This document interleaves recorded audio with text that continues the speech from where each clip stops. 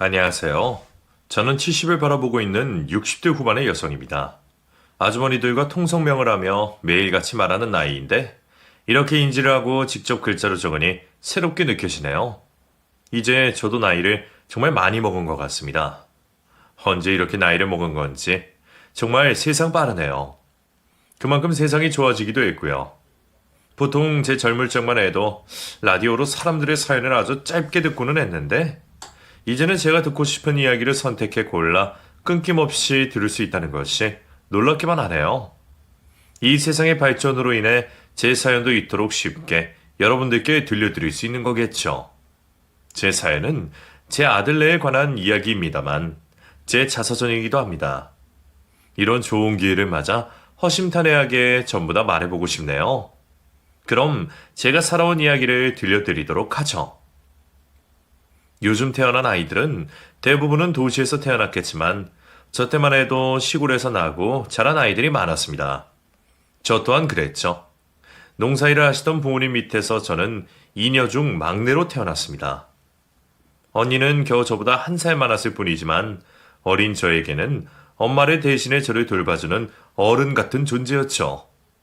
그 따뜻한 가족들 품에서 저는 행복한 유년 시절을 보내고 있었어요. 그러다 같이 놀던 언니, 오빠들에게 처음으로 도시 이야기를 듣게 되었죠.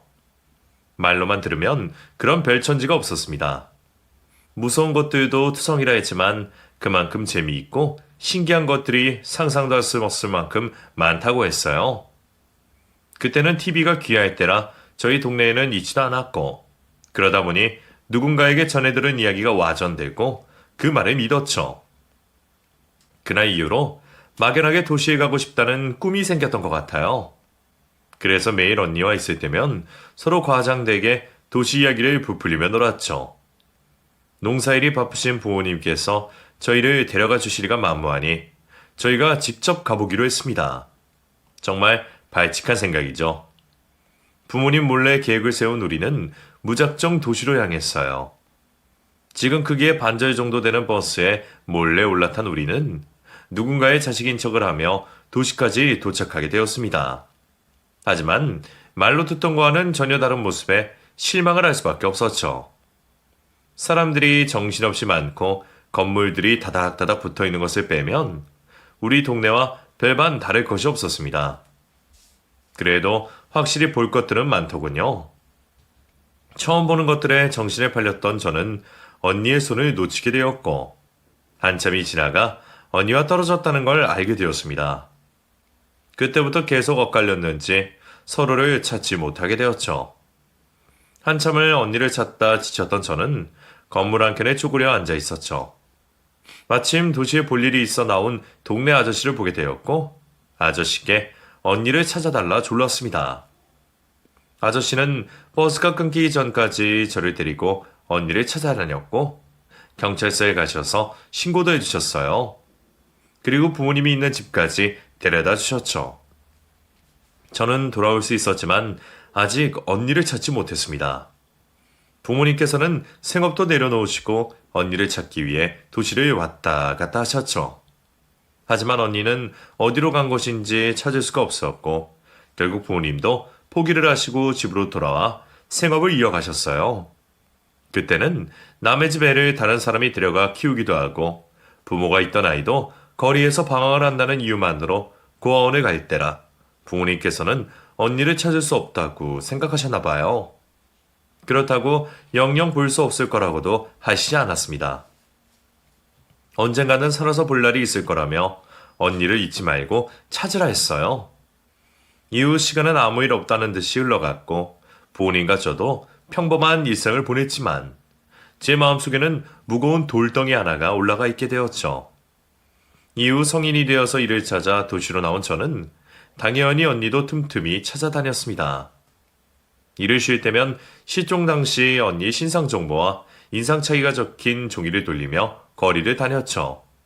그때 저를 도와주던 사람이 있었어요. 바로 제 남편이었죠. 그때까지만 해도 서로 같은 공장에 다니며 호감을 가지고 있었지만 표현할 방법을 몰라 서로 내만 하던 사이였습니다. 그런데 그 남자가 다른 여직원들과 나누고 있던 제 이야기를 듣고는 쉬는 날에 도와주겠다고 먼저 말을 하는 거예요. 자기 말만 하고 사라진 남자는 정말 쉬는 날 그 장소에 나와 있었고 언니를 찾는 일을 도와주었습니다. 그날을 계기로 서로에 대한 물그릇은 우리는 점점 가까워졌고 특히 잃어버린 언니로 인해 무거운 마음을 가지고 있는 저에게 큰 힘이 되어주는 사람이 되었습니다. 저와 연인이 된 이후에도 남자는 같이 연애할 시간을 줄여가며 언니를 찾는 일에 도움을 주고는 했어요. 책임감이 있고 제 근심마저 나눠 가지려는 남자를 놓칠 수 없었고 우리는 조촐한 결혼식을 올리고 부부의 연을 맺게 됩니다. 그 당시 대부분의 부부들이 그렇듯 남의 집 단칸방 살이로 신혼생활을 시작했던 우리는 아이를 많이 가지길 원했어요. 지금 젊은 부부들의 분위기와 달리 그 당시는 딸 자식 가리지 않고 많이 낳는 게 가정이 행복하다고 생각하던 시절이었죠. 우리도 마찬가지였어요. 하지만 우리의 바람과 달리 아이가 쉽게 생기지 않았습니다. 부부간의 일로 비뇨기과는 물론이고 산부인과를 찾아간다는 건 상상도 할 수 없던 시절이니 오로지 삼신할매와 조상님께 빌며 우리 닮은 아이를 달라고 했죠. 그 바람이 하늘에 닿았는지 정말 긴 노력 끝에 우리의 아이를 낳을 수 있었습니다. 워낙 임신하는 데 있어 마음고생을 많이 해서 그런지 우리는 아이 가지는데 더는 고생하지 말고 하나 있는 아이에게 온 정성을 들여 키우자고 했고 아들 동현이에게 온 정성을 쏟아가며 키웠죠. 중간에 형편이 어려워져 끼니를 줄이게 되더라도 아이에게만은 좋은 것을 먹이고자 했습니다. 우리는 물에 밥을 불려 먹더라도 아이에게는 고기 반찬이 된 밥상을 차려줬죠. 남들은 유난이라고 했지만 그렇지 않았습니다. 아이가 우리의 바람대로 잘 자라주었거든요. 자식이 원하는 대로 자라주는 걸 보는 재미가 얼마나 있던지. 우리는 힘든지도 모르고 아이에게 모든 지원을 해주기 위해 노력했습니다. 그 결과 아들은 명문대로 입학했죠. 짧은 가방끈이 항상 바깥 생활하는 데 있어 창피하고 불편함을 줬던 우리에게 정말 자랑스러운 아이였어요. 그런데 우리 집안 자랑이 되었던 아이가 대학을 가고 난 뒤로 조금씩 변하기 시작했습니다. 어울려 다니는 친구들의 부모님에 비해 우리가 한참 못 낳는지 부끄러워하더군요. 하숙을 하는 아들을 찾아가려 전화를 하면 항상 올라오지 말라는 투로 말을 했어요. 하숙비와 음식을 챙겨주러 가면 대학거리가 아닌 곳에서 만나고는 했죠. 그런 아들의 마음을 알 것도 같았습니다. 성인이라고 하나 이제 겨우 20살 남짓한 아이에게 남들과는 비교 상대도 되지 않는 우리가 창피할 수도 있었겠죠. 어차피 남편이나 저나 아들의 그림자가 되더라도 아들 잘 되는 모습만 보면 되었기에 굳이 앞에 나서서 아들에게 피해를 주지 말자고 이야기를 나눴어요. 그날 이후 우리는 아들이 원하는 대로 행동했습니다. 괜히 제 마음이 애가 탄다고 해서 아이에게 바라는 것을 조르거나 찾아가지 않았죠. 못난 부모를 만나 백도 돈도 없었지만 그에 상관없이 승승장구하는 아들을 보면 우리가 하는 행동이 맞는 거라 생각했죠. 그렇게 좋은 직장, 차, 집까지 우리들 도움 없이 장만했던 아들은 결혼도 스스로 혼자서 알아서 했어요. 사업도 잘 되고 가정까지 꾸리니 저희가 따로 말할 것도 없었죠. 매번 선물도 내려보내니 주변에서는 효자를 뒀다며 저희를 부러워했습니다. 그런데 뭐가 그리 바쁜 건지 주말은 물론이고 명절에도 얼굴 한번 보기 힘들더군요. 물론 사업을 하고 있으니 당연히 정신없이 바쁘겠지만 그 큰일을 혼자서 하는 것도 아닐 텐데 명절에도 아이의 얼굴을 못 보는 건 좀 섭섭하고 걱정되었습니다.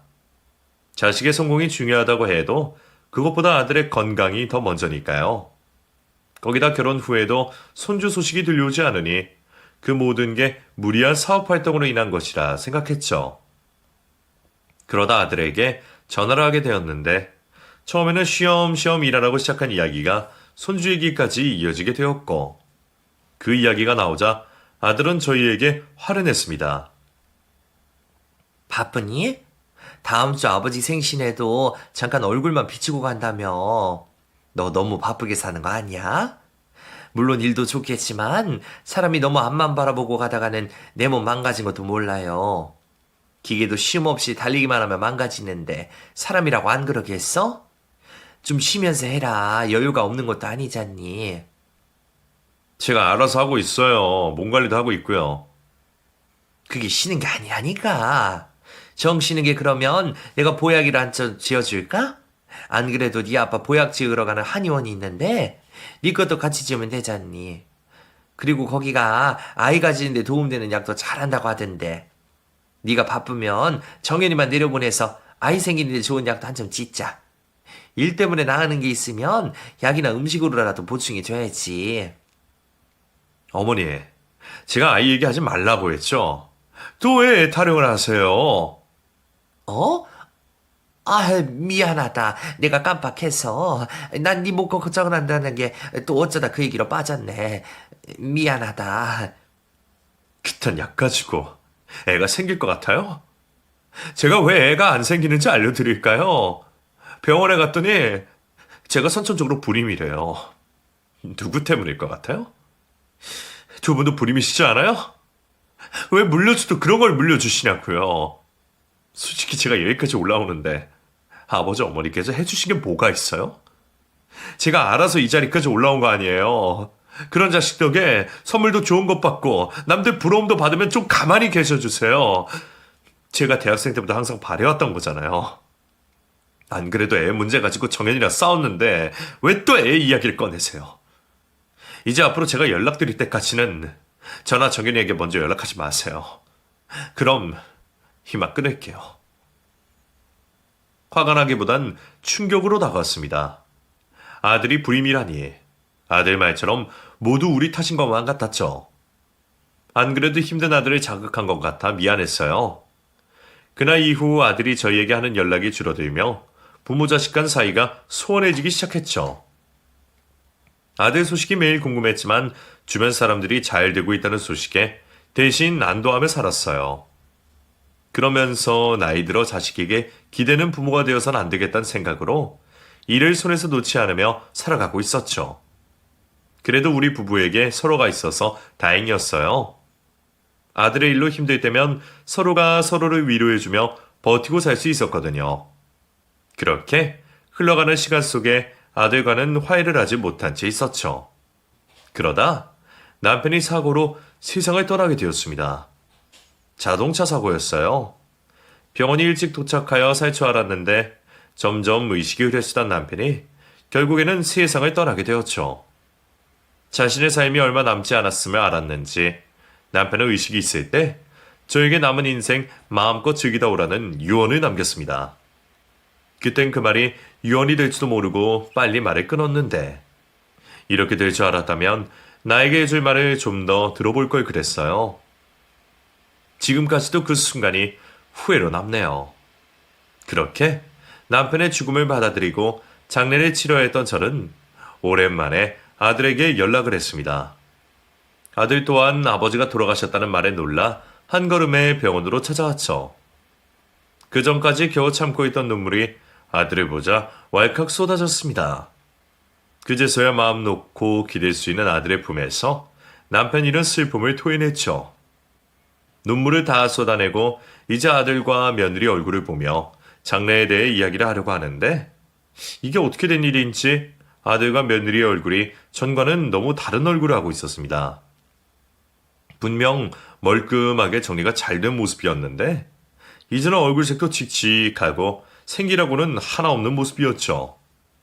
혹시 아들에게도 무슨 병환이 있나 싶어 걱정을 하며 물어봤어요. 대답하기를 망설이던 아들은 그동안의 근황을 저에게 알렸습니다. 저희와 연락이 소원해지고 나서 언제부턴가 하던 사업이 잘 안 되었다고 하네요. 나중에는 늘어나는 빚으로 인해 사업도 접고 집과 차, 그리고 돈이 되는 거라면 다 팔았지만 그래도 아직까지 해결을 하지 못했다고 했죠. 사회초년생일 때부터 해오던 사업이니 다른 일을 할 자신이 없어 지금도 힘들지만 비슷한 사업을 하고 있었고 전처럼 사업이 잘 되지는 않아 어려운 형편에 놓여 있다고 했습니다. 저희에게 화를 낸 지난 일도 있고 자신들 상황도 좋지 못하니 일부러 우리에게 연락도 안 하고 명절에도 못 내려왔었다고 말을 했어요. 그 이야기를 들으니 속이 답답하더군요. 힘들면 당연히 아빠, 엄마에게 찾아와 도와달라고 하는 걸 남편과 저 중에 누가 과거의 일로 문제를 삼는다고 혼자 앓고 있었다니. 혼자 끙끙거렸을 아들과 며느리 생각하니 제 속이 더 아팠습니다. 이제라도 솔직하게 말해줘서 정말 다행이었어요. 우선 남편의 장례를 치르고 나서 그 일을 더 이야기하기로 했죠. 남편의 장례를 마치고 그 슬픔이 채 가시기도 전에 바쁘게 행동해야 했습니다. 아들 동현이에게 도움을 줘야 했거든요. 우선 가장 필요한 게 무엇인지 묻는 제 물음에 아이는 어렵게 돈이 필요하다는 말을 꺼냈어요. 남편 사고로 받게 될 돈이 있으니 그 돈으로 아들을 도와주기로 했죠.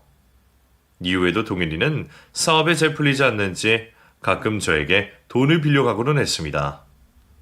그렇게 시간이 좀 지나고 저도 몸 이곳저곳이 고장이 나면서 일을 그만두고 집에서 쉬게 되었죠. 그때 아들이 저에게 찾아와 부탁 하나를 하였습니다. 엄마, 죄송한데 사업하는데 돈이 더 필요해서요. 제가 대충 알아보니까 이 집이랑 가지고 계신 땅이요. 그걸로 저 좀 도와주시면 안 돼요? 대신에 제가 앞으로 쭉 엄마 모시고 살게요. 아들이 힘들다고 하는데 집이 돼주겠어요? 어차피 제 몸 하나 누일 곳만 있으면 되었습니다. 안 그래도 수척해진 아들 며느리가 매일 마음에 걸렸는데 제가 같이 살며 몸보신도 좀 시켜줘야겠다고 생각했죠. 부모가 자식 도와주는 게 당연한 거라 생각하고 고민도 없이 집과 땅을 팔아 아들네 집으로 들어갔습니다. 하지만 제 도움에도 무엇이 잘못된 건지 아들이 하는 일은 계속 안 됐습니다. 마음 같아선 굿이라도 한번 하고 싶을 정도로 하는 일마다 막히기만 했죠. 아들의 들어가는 한숨과 그늘진 며느리의 모습을 보며 저도 괜히 더 기분이 안 좋아졌고 아들네 눈치를 보며 생활할 수밖에 없었죠. 두 사람에게 힘이 되고 싶었던 저는 일부러 더 밝은 척 행동하며 집안에 웃음이 나게 하려 했어요. 하지만 제 노력과는 상관없이 두 사람은 좀처럼 어두워진 표정을 풀지 않았고 저는 더 의기소침해지기 시작했죠.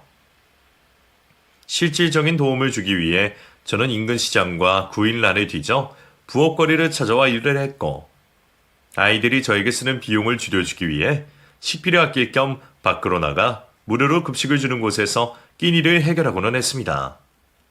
잠자는 시간과 일하는 시간을 제외하곤 애들 편하라고 밖에서 있다 보니 시간이 참 많이 남았어요.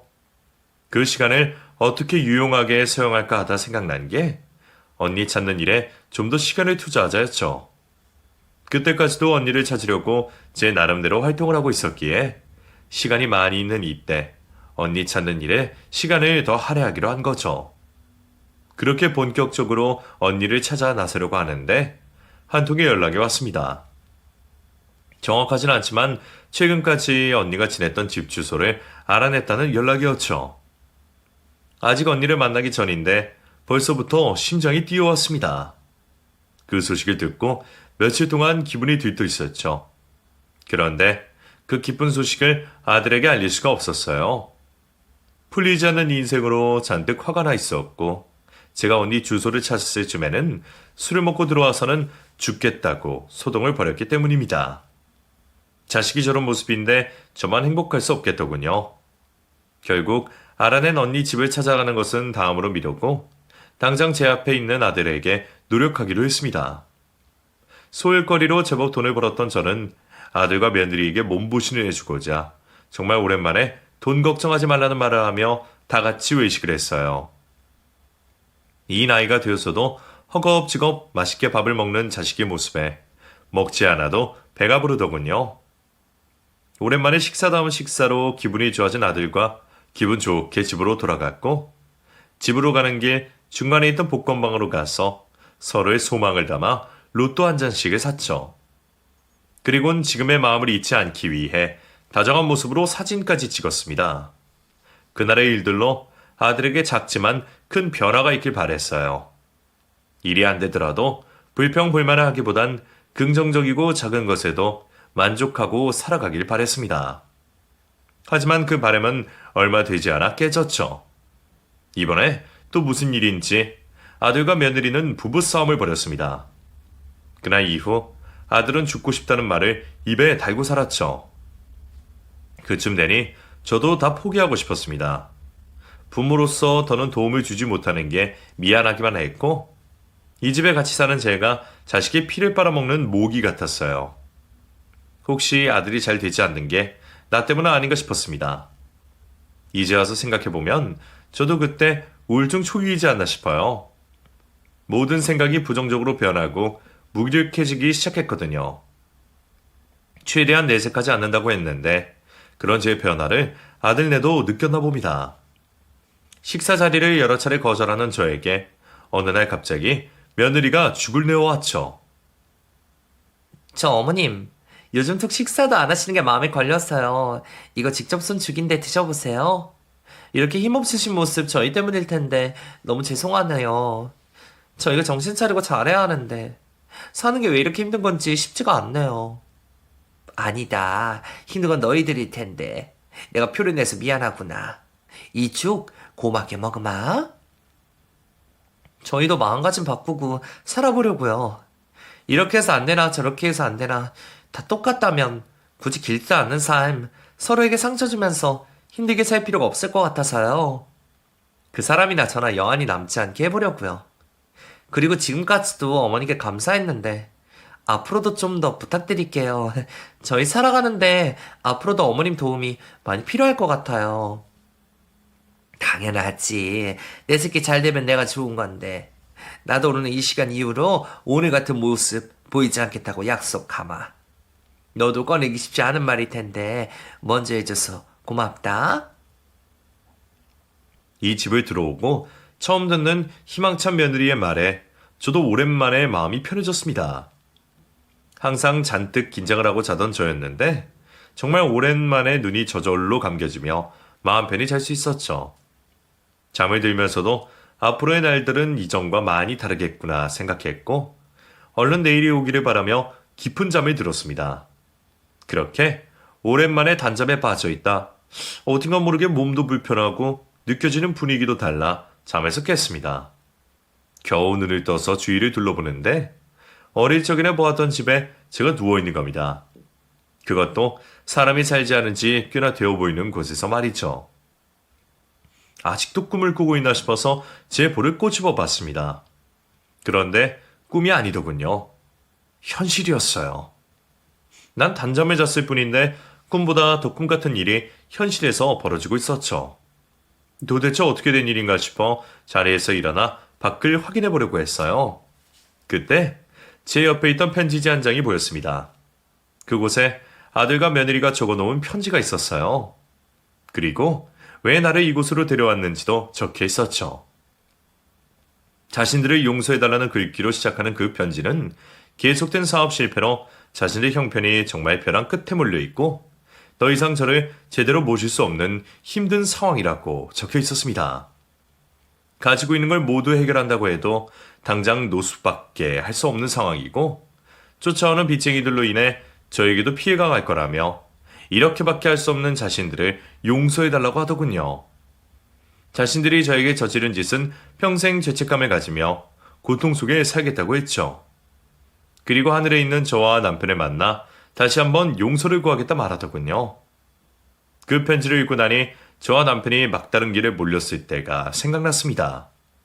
이만큼 살고 나서 뒤를 돌아볼 여유가 생기니 힘들던 그 당시도 견디지 못할 만한 상황은 아니구나 싶었지만 그 당시에는 남편과 함께 이렇게 힘든 삶을 살 바에는 몸과 마음이 편한 선택을 하는 게 나을 수도 있겠구나 싶었어요. 그때 저희 마음과 아들네의 마음이 같을 거라고 생각했습니다. 어쩌면 저희보다 아들네가 더 힘들었을 거예요. 남부럽지 않던 삶에서 밑바닥까지 떨어지고 재기의 노력을 해보지만 늪처럼 계속 참기만 했으니까요. 그래서 이런 극단적 선택을 했을 거라 생각했습니다. 제가 아들의 부모가 아닌 제3자였다면 저 역시도 부모를 죽음으로 몰아가는 아들을 폐륜이라며 욕을 했을 겁니다. 하지만 전 아들을 위해 모든 걸 희생할 수 있는 엄마였어요. 내 죽음으로 아들이 잠시나마 숨통이 트인다면 그렇게 해서 다시 열심히 살아볼 생각이 생길 수도 있다면 문제될 건 없었습니다. 오히려 내 한 몸 희생해서 아들에게 도움을 줄 수 있다는 게 감사하게 느껴졌어요. 편지를 읽고 마음의 정리를 끝낸 저는 이곳에서 조용히 책을 마감하고 보고 싶은 남편을 만날 생각을 하고 있었죠. 이제 모든 걸 정리하고 떠나려고 있으니 시간이 참 더디게 가덕디다. 가만히 앉아서 죽을 때만 기다리니 그것도 좀이 쑤시더군요. 가장 오래된 기억부터 하나씩 살펴보려 하는데 그제서야 이 세상에 담은 단 하나의 아쉬움이 떠올랐어요. 바로 우리 언니였죠. 죽을 땐 죽더라도 우리 언니 잘 지내고 있는지는 보고 싶었습니다. 언니에게 용서를 구하고 싶었어요. 언니의 주소를 기억해내려고 하는데 나이가 들어서 그런지 기억이 나질 않았죠. 아직 애들이 제 방을 치우지 않았더라면 아직 언니 주소가 적힌 수첩이 그대로일 겁니다. 마지막으로 먼 발치에서 애들 얼굴이나 볼 겸 또 수첩도 가져올 겸 집으로 가기로 했죠. 그렇게 산길을 20시간 헤집다 내려와 겨우 도로로 내려왔어요. 집으로 가기도 전에 죽겠다 싶더군요. 다행히 나이든 노인이 죽을 얼굴을 하고 도로에 있으니 한 아저씨께서 저를 차에 태워주셨고 물과 함께 먹을거리도 챙겨주셨습니다. 그렇게 그분의 차량으로 집 근처로 오게 된 저는 아들네가 집에 없을 거라고 생각한 늦은 아침까지 기다렸어요. 그리고 조심스레 집 앞으로 가 초인종을 눌렀죠. 혹시 안에 아들과 며느리가 있으면 어색한 마주침이 되지 않을까 싶어 여러 번 눌렀지만 응답이 없더군요. 두 사람 다 집에 없다는 걸 확인한 저는 집 안으로 들어갔습니다. 현관에 들어서자마자 있는 술병들을 보니 현실을 힘들어하고 있을 아들 며느리 생각에 가슴이 저려왔어요. 그렇게 겨우 한 발자국씩 떼며 집 안으로 들어갔는데 생전 처음 보는 광경이 펼쳐져 있었습니다. 말 그대로 거실이 꽉 차도록 한 상이 차려져 있었어요. 그 정도의 음식량이면 이 집에 들어올 수 있는 사람이 모두 먹는다 해도 다 먹지 못할 정도였습니다. 정말 이 세상 음식이란 음식은 다 모여있는 가운데 자세히 보니 펼쳐진 음식 모두에 사람이 먹은 흔적이 있더군요. 지저분하게 먹다 만치로 있는 밥상과 현관화 외에도 여기저기 나뒹구는 술병들을 보아하니 안 좋은 생각이 머리를 스쳤습니다. 혹시 아들과 며느리가 극단적인 선택을 하기 전 마지막으로 하는 행동들은 아닐까 하고 말이죠. 놀란 마음에 급히 안방 쪽으로 가서 문을 열었는데 이게 무슨 일인지 두 사람 모두 다 집이 떠나가도록 코를 골며 잠을 자고 있는 겁니다. 무사한 아들과 며느리를 보고 그제야 마음이 놓여 이전까지 맡지 못하고 있던 냄새가 코를 찔렀죠. 도대체 술을 얼마나 먹었는지 온 방에 술 냄새로 가득 차 있었어요. 그 모습이 좀 이상하긴 하더군요. 편지에서 느껴지던 마음가짐과는 달라 보였죠. 수상은 했지만 이 모습도 답답한 속을 풀어내는 행동이라 생각하고 언니 수첩반 챙겨 급히 이 자리를 떠나려고 했습니다. 두 사람이 깨지 않게 조심히 방문을 닫으려고 하는데 방문이 닫히는 사이로 화장대에 올려진 로또 한 장이 보이는 게 아니겠어요? 그것도 소중한 것 마냥 비닐에 정성스럽게 넣어진 상태로 말이죠. 궁금해서 확인을 해보니 제가 산 로또 번호 같았습니다. 제가 조합하는 번호가 있었거든요. 우리 부부의 생일과 아들의 생일을 더하고 빼고 조합해서 하는 번호였죠. 혹시나 싶었던 저는 방으로 들어가 휴대폰을 열어 애들과 로또를 사고 찍었던 사진을 확대해 보았어요. 제 로또가 맞더군요. 제가 예상하는 각본처럼 흘러가는 모습에 또 혹시나 싶었던 저는 로또 당첨 번호를 확인해 봤습니다. 그런데 제가 고른 번호가 로또 1등이 맞는 거예요. 그러니까 애들 안방 화장대에 있던 로또가 1등이었던 거죠. 기뻐 날뛰는 게 당연한 건데 그럴 수가 없었습니다. 아들과 며느리 입으로 듣지 않았지만 흘러가는 상황들을 보면 지금 무슨 일이 벌어지고 있는지 알 수 있었죠. 당첨된 로또 번호 때문에 저를 버린 거라는 확신이 들었습니다. 이 종이가 뭐라고 현대판 고려장을 한 건지 싶더군요. 우선 본래 이곳에 찾아온 목적이었던 언니 주소가 적힌 수첩을 가지고 밖으로 나왔습니다. 그리고 집 앞에서 한참을 서성거리며 어떻게 해야 할지 고민에 빠졌죠. 나이가 조금만 더 젊고 남편만 곁에 있었더라면 저 불효막심한 아들과 며느리를 혼내줄 텐데. 하지만 저 혼자 그러기엔 너무 나이 들고 힘 하나 없는 노인네였어요. 개인적으로 해결할 방법이 없으니 도움을 받기로 했습니다. 바로 경찰서로 찾아간 거죠. 경찰서로 간 저는 아들과 며느리에게 학대를 받았다며 노인 학대로 신고를 하겠다 말했습니다. 그리고 경찰분들에게 증거가 없어지기 전에 아파트 CCTV나 제가 잠에서 깬 산 인근 CCTV를 확보해달라고 말했죠. 잠든 노인을 데려갔으면 분명 어딘가에는 저를 업고 있는 동영상이 찍혀 있을 거고 그건 증거가 될 테니까요. 우선 사건 접수를 해주신 경찰분들은 제게 몇 가지 확인을 했고 집에서 산까지 가는데 아무것도 못 느낌을 수상해 하시곤 약물 검사도 받자고 하셨죠. 검사를 받기 위해 기다리고 있던 저는 확인을 하기 위해 경찰서로 온 아들과 며느리를 마주하게 되었습니다. 저를 고의로 버린 게 맞냐는 경찰의 물음에 두 사람은 억울해하며 거짓말을 했어요. 두 사람과 마주치지 않게 분리된 방 안쪽에서 있었던 저는 그 거짓말을 듣고 가만히 있을 수가 없었습니다. 문을 열고 억울해하는 두 사람에게 나를 버린 게 맞지 않냐며 화를 냈죠. 너희들이 직접 나 버리는 거 이해해달라고 편지까지 써놓고 이제서 와서 모른 척 하는 거냐? 내가 너희들 시꺼먼 속을 모를 것 같아? 결국 너희들 돈 때문에 이러는 거잖아. 돈 욕심에 나 버리고 거짓말한 거잖아. 무슨 말씀이세요? 여기서 돈 얘기가 왜 나와요? 경찰 선생님 저거 보세요. 에? 저희 어머니가 오락가락 하신다니까요. 방금 전 말하신 것도 하도 어머니께서 산에 데려다 달라고 하시길래 잠시 두고 온 거예요. 앞으로 저희가 이런 혼선 없게 어머니 관리 잘하겠습니다. 죄송하고 저분 저희가 얼른 모시고 갈게요. 뭐? 오락가락? 너 어떻게 엄마한테 그런 얘기할 수 있니? 내가 사리 판단도 못할 것 같아? 돈 때문인 거 모를 것 같냐고. 너희 다 치웠다고 축하했던 집안꼴도 다 봤어. 결국 그 로또 때문에 이러는 거 아니야. 내가 너희 같이 그 로또 당첨금에 욕심이라도 부릴까 싶어서 엄마 고려정한 거 아니냐고. 로또? 엄마가 그걸 어떻게 아세요? 뭐야? 엄마가 혹시 우리 집에 몰래 들어왔어요? 그럼 우리가 술 취해서 로또 잃어버리나 버린 게 아니고 엄마가 가져간 거야? 이게 어떤 로또인데. 경찰 아저씨, 저 사람 빨리 절도죄로 잡아요. 저 사람한테 뒤져보면 내 로또 나온다니까? 엄마, 일 크게 만들지 말고 얼른 내 로또 내놔요. 뭐? 그게 웬 이 로또야? 내 돈으로 사고 내가 고른 번호로 살 로또인데. 엄마는 너희가 나 버렸을 때도 수긍하려고 했어. 오죽 힘들면 이런 선택을 했을까 하고.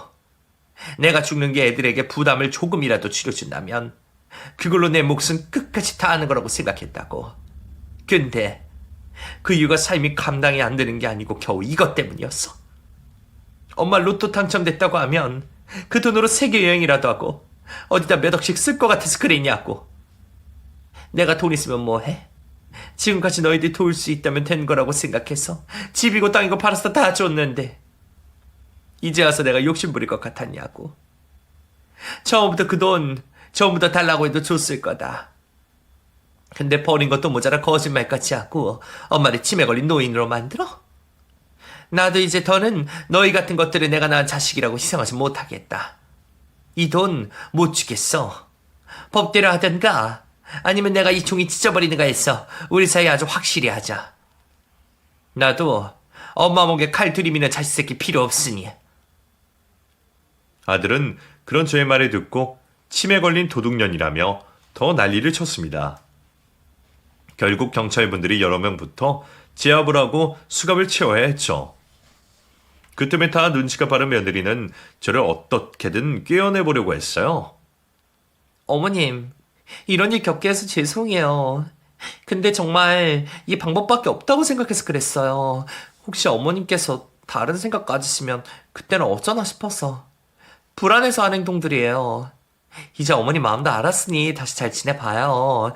솔직히 상황이 사람을 변하게 만든다고 저 사람 저렇게 쉽게 화내고 돈 욕심 있던 사람 아니었단 걸 아시잖아요.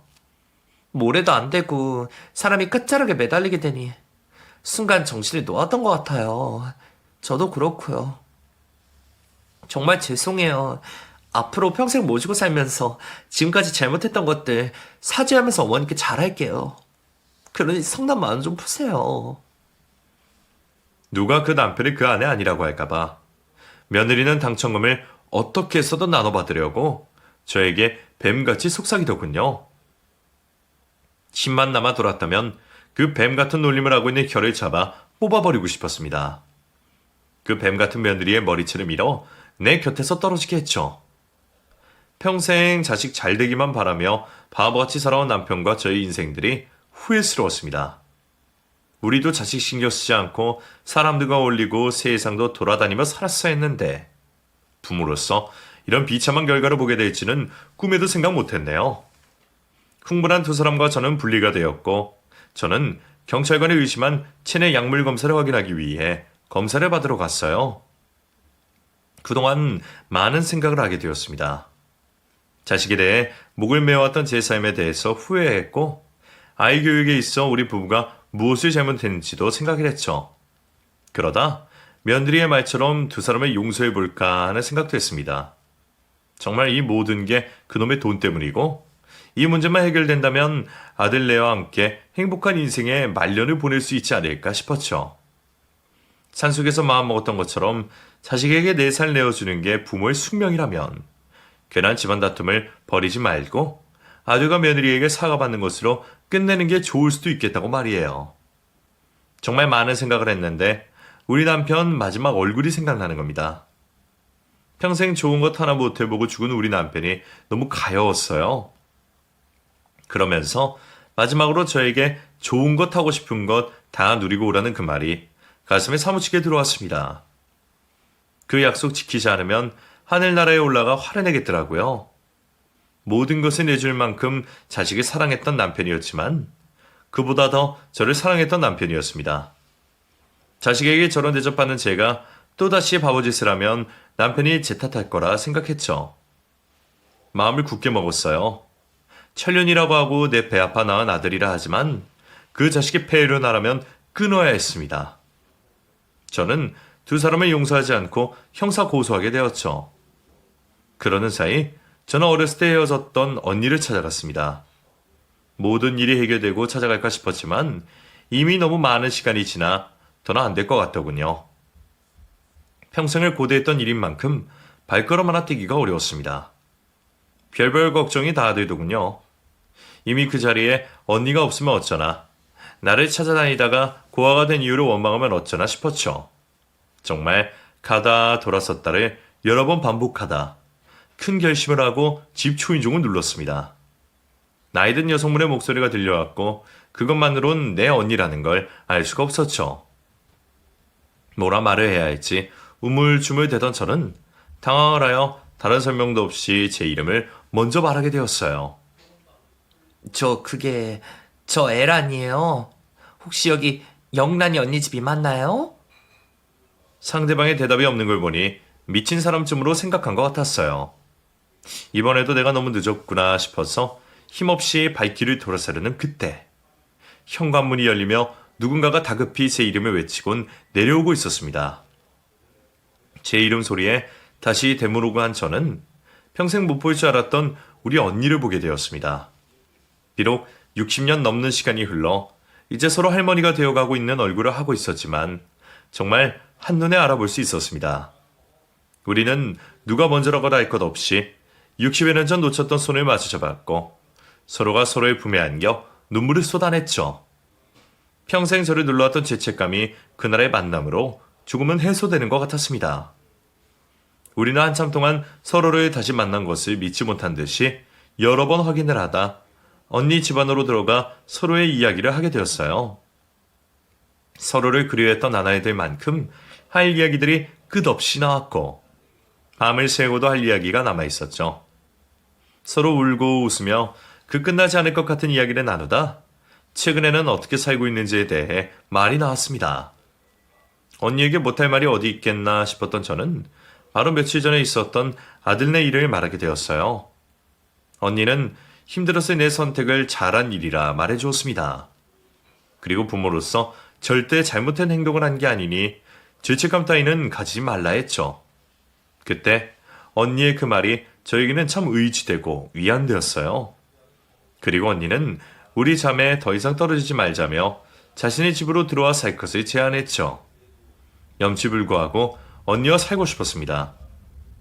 이제 언니와 제가 남은 평생을 같이 살아도 떨어진 날들이 길었기에 한시라도 헤어지기 싫었거든요. 그렇게 언니와 한 집에서 생활하게 되었죠. 그 이후로 아들과 며느리는 노인복지법과 함께 의료법 위반으로 처벌을 받게 되었습니다. 두 사람 모두 상해를 제외한 유기, 경제적 학대가 인정이 되어 징역이 선고되었고, 며느리는 저에게 준 죽에 자신이 처방받은 수면제를 넣었다는 이유로 의료법 위반에도 걸려 징역살이가 늘어났죠. 그리고 두 사람이 문제 삼을 로또에 대한 주인이 누구인가는 아주 싱겁게 결말이 났습니다. 제 휴대폰 속에 있던 로또를 사고 찍은 사진과 함께 로또방 CCTV, 아들과 며느리의 문자 내역으로 당연히 제 것으로 판명났죠. 로또를 받자마자 언니와 함께 당첨금을 수령하고 왔어요. 이제 이 돈만큼은 아끼지 않고 저와 언니, 그리고 저를 가족으로 받아준 조카들과 행복할 수 있게 사용해야죠. 이제 새로운 출발하는 저에게 이곳 여러분들께서 많은 응원을 해주시면 좋겠네요. 글 읽어주셔서 감사하고 여러분들도 항상 건강하시고 행복하시길 진심으로 바라겠습니다. 감사합니다.